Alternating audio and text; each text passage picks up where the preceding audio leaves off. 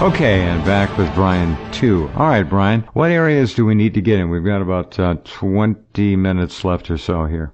Well, I do. I want to touch on the Mandela effect, because this is really something that people need. As far as I know, I'm the only one trying to speak out and expose what's happening with the Mandela effect. Very important. Mandela or Mandela? Mandela? Mandela effect. Mandela effect. It's the Mandela effect. This government-created phenomena called the Mandela effect. It's entirely fabricated and falsified. It's an entirely government-created phenomena to test and validate the memory references, the collective consciousness of the geopsych, of entire segments of society. Right. But before I wanted to talk about that, I wanted to basically touch on what you were saying just before we went to break.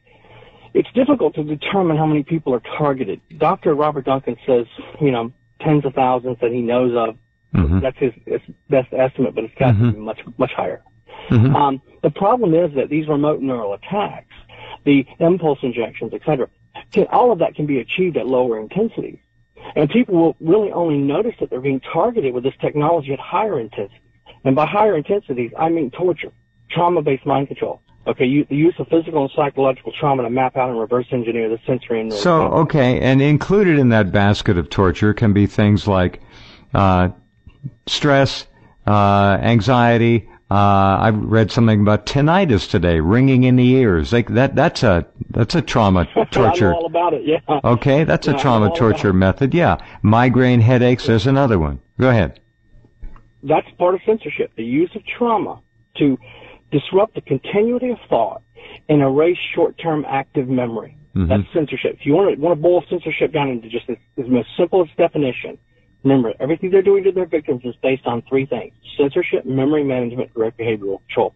Censorship is basically the use of trauma, pain, drowsiness, dizziness, etc., like they use on you, okay, to disrupt your continuity of thought and to erase short-term active memory. With you driving the car, they were able to use trauma, drowsiness, to disrupt your continuity of thought, causing an accident. Okay, that's censorship. Okay, to censor your ability to engage in any type of external activity which disrupts or interferes with their technology, or interferes with their technology. But again, because it can be achieved, all of it at lower intensities, you really won't know you're even targeted unless you have a basic understanding of the technology. Unless, of course, you're being targeted at higher intensities, and by that, I again, torture. Got it. But all of that, is basically, if you want to break it down, mind control, remote neural manipulation, to its simplest sequence, it's basically the ability of the supercomputer that's targeting you and attacking you to predict and influence. Those are the two key words: to predict and influence your reference choices, memory, or impulse sequencing. That's the motivational impulses, anxiety, fear, paranoia, during thought composition. Thought composition is that stage in your active memory, your short-term memory, when you're formulating your thoughts and you're preparing to act. That's when the system attacks. And remember, thought-triggered attack, energy travels at the speed of light. Okay? This bidirectional stream, unbroken stream of energy is designed to attack you during thought composition as you're formulating your thoughts, to pitch you into some type of action or access sequence, to deceive and manipulate you. That's mind control. That's the simplest definition of mind control there is. Mm-hmm. Okay? Very good. But I want to talk about this Mandela effect, because it's part of mass mind control. It really is. People don't realize what's happening with the Mandela effect. Tell us what it is. What is the Mandela effect? All right. Okay. Well, the Mandela effect is nothing more than a fabricated and falsified government-created phenomenon. People don't realize this. Okay, to test and validate the collective consciousness of the geopsych. The geopsych meaning the memory references of segments of each society. Okay?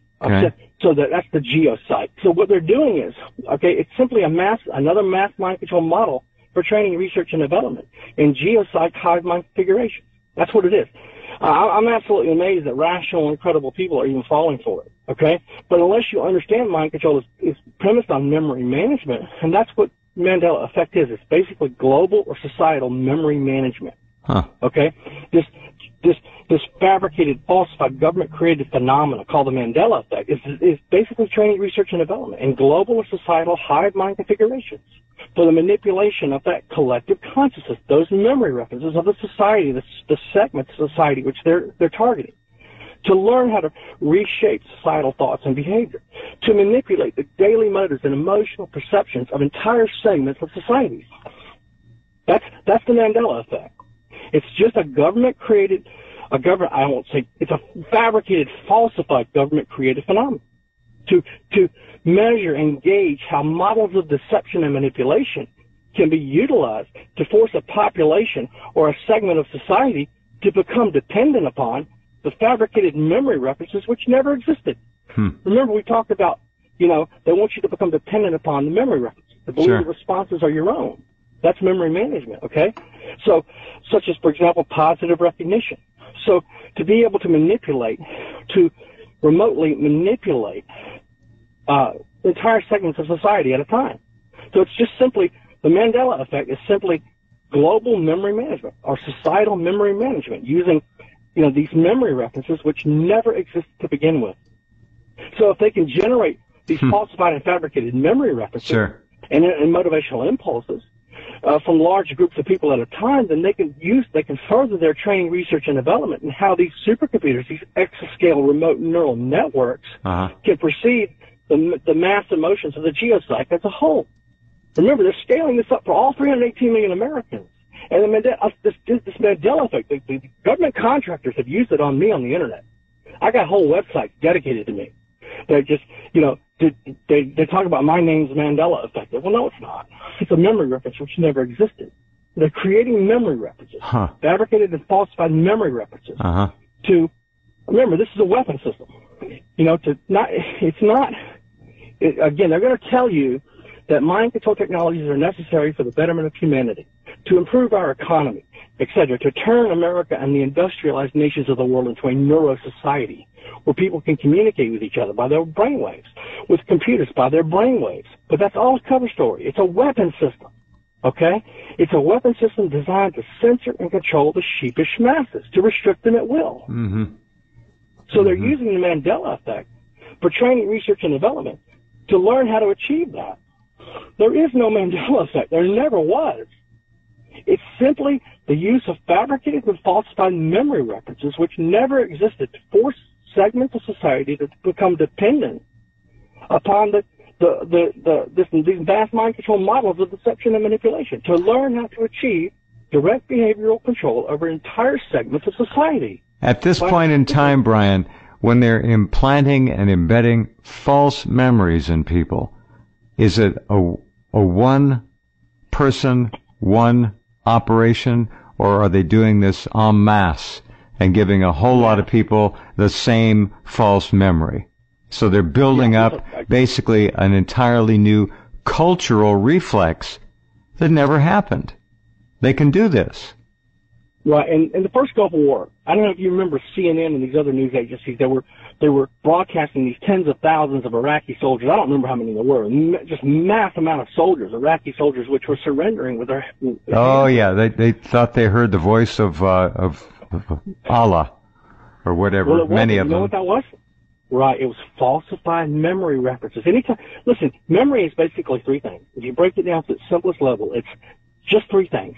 You have short-term memory, long-term memory, and sensory memory. Yeah. Now, it gets more complicated than that. You have residual memory, you have active memory. We're just going to make it real simple. Okay, short-term memory, long-term memory, and what's called sensory memory. That's the three categories of memory. Well, they're targeting your short-term memory, your active memory, okay? I'm not saying that falsified memory attacks don't happen, that these falsified memory references that they're not using, they are using. That's the Mandela effect, okay? But these are, as Muslim soldiers, using synthetic telepathy, voice to skull, etc., were led to believe that their God of their choice was speaking to them and telling them to dismantle their weapon. That's falsified memory. Remember, this goes way back to the 1970s and Project Bluebeam. Remember Bluebeam? All right.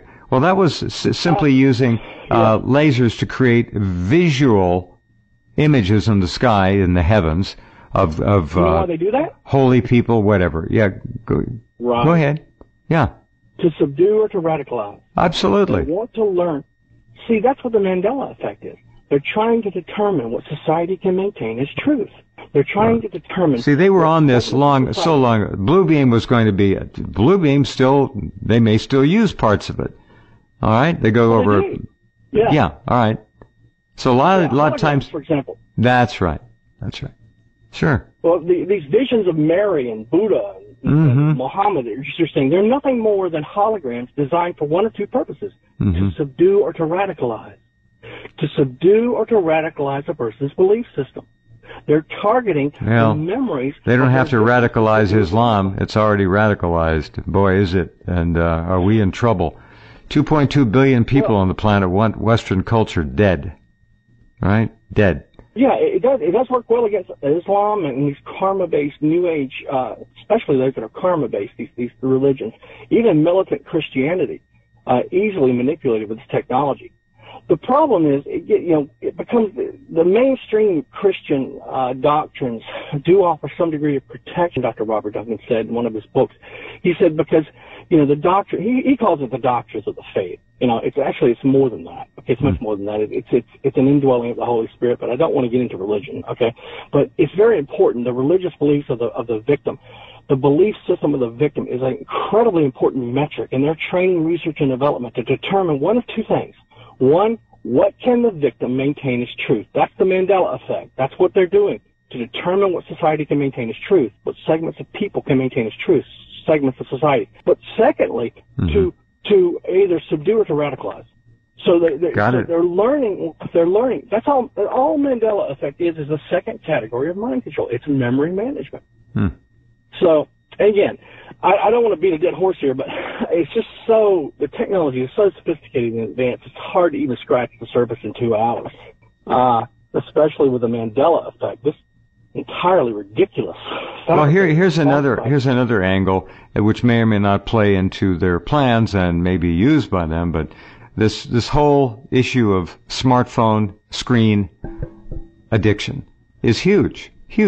People, the millennials especially, younger people, they are so addicted to these electronic digital devices that they literally can't put them down, can't turn them off, don't want to be left alone without some kind of interaction with that phone or that screen or friends who are involved with it as well, that they never have time to sit and think. And when you're sitting alone and with your thoughts, usually ideas are born. That's when ideas most commonly show up. So we're not getting much proactivity in life anymore. It's all reactive. So when you're talking about screen memories and false memories and embedded memories, these are reactive tools. Same thing. I agree. They're using social media. They're using whether it's the internet or it's Pavlovian, for God's sakes. You get something good, you get a dopamine release in the brain. You're happy. It's addictive. All right, that's smartphones. You get a message, you get a text, boom, you get a dopamine release. You're happy. It's like drugs. I am amazed. Of course, your eyes have been open and my eyes have been open. Okay, the matrix, the red pill, blue pill. Our eyes have been opened, but I am absolutely amazed at how many Americans are deceived. These sheepish masses of America are deceived by the talking points, propaganda machine of the mass media, so-called mainstream media. I know. The government is using for mind control. I mean, they're manipulating the memory.